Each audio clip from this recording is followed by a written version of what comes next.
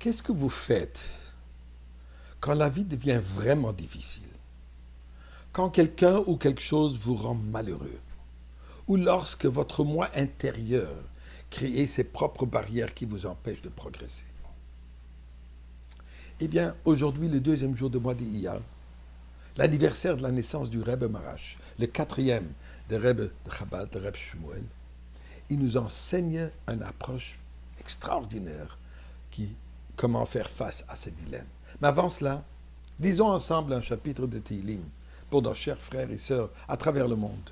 Shir la malo es ein Elohim man yovi ezri mim Adonai oise shomayim v'oretz alita la mitraglecha al yonim shomrecha hine lo yonim v'lishon shomi Yisrael Adonai shomrecha Adonai tzilcha al yad yeminecha yom Hashem shlo yakeko v'yorer ba'loilo Adonai yishmocha mikol ra yishmor es nafshecha Adonai yishmor tzeischo v'yecho me'ato v'yad elam. Et nous allons donner un peu de tzedaka tous ensemble pour le bien-être de tout Am Israël. Eh bien, revenons à ma question.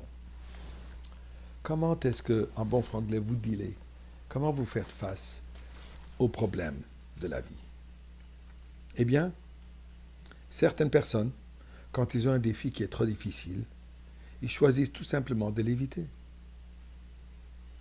Ils le repoussent, bien qu'un jour il va réapparaître. Mais entre-temps, on l'a repoussé. Eh bien, le Rebbe Marash, comme je disais qu'aujourd'hui c'est son anniversaire, il dit la chose suivante.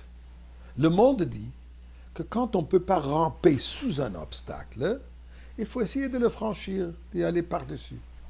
Moi, dit le Rebbe Marash, moi je dis que dès le début, il faut passer par-dessus. Il faut surmonter un obstacle afin de réaliser que cet obstacle n'est qu'une épreuve et on évite, mais pas en le repoussant, pas en l'ignorant, mais tout simplement en continuant ce que nous devons faire et réaliser qu'on est capable de surmonter cet obstacle. Pour expliquer ces sujets, je voudrais partager avec vous une histoire du Rebbe Marash lui-même qui nous illustre exactement comment agir.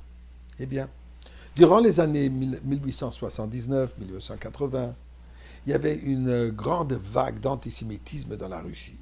Mais l'antisémitisme n'était pas juste des paroles, ça a fait créer des programmes, des dangers pour la communauté juive à travers la Russie. Le Rebbe Marash repartit à Saint-Pétersbourg pour essayer d'arrêter cette vague, cette nouvelle vague de persécution. Le Rebbe Marash avait de nombreux amis et connaissances parmi les fonctionnaires, les hauts fonctionnaires du gouvernement, les princes et les nobles. Tous ils lui ont assuré que cette vague va s'arrêter. Mais malheureusement, juste après que le Rebbe est revenu d'un voyage hors du pays de la Russie, encore pour plaidoyer une cause de la communauté juive, une nouvelle vague a repris, particulièrement dans la ville de Kiev, que ces jours-ci on entend beaucoup parler, ainsi que dans la ville de Niezhin. Le Rebbe est reparti. Et par l'intermédiaire du professeur Bertenson, qui était le médecin de la cour du Tsar, encore avant le communisme,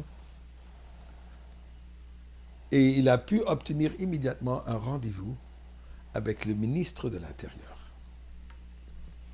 La douleur profonde que le Rebbe a ressentie pour Am Israël, pour le peuple juif.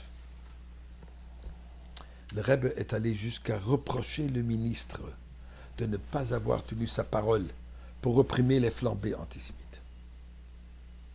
Il a clairement indiqué que le fait de ne pas le faire créerait une très mauvaise image du gouvernement russe parmi les plus hauts cercles des pays étrangers.